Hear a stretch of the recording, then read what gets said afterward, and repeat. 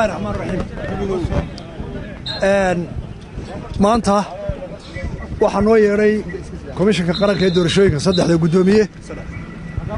waxaan inaga codsadeen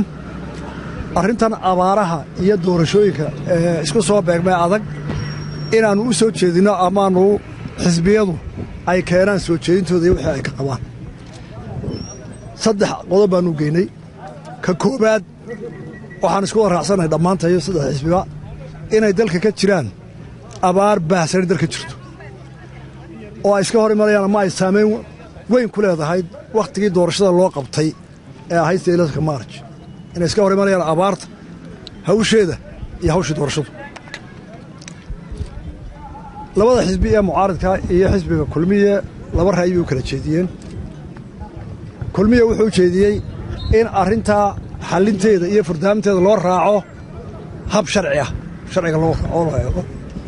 labada xisbi ee mucaaradku iyagoo midaysan wadani iyo u cidna waxay soo jeediyeen in 6 bilood dib loo dhigo intaasaanu qoraal aanu u geynay oo saddexdaba saxanay koobigina waa kan idinka kala sawiran doona aad iyo aad baa mahadsantiin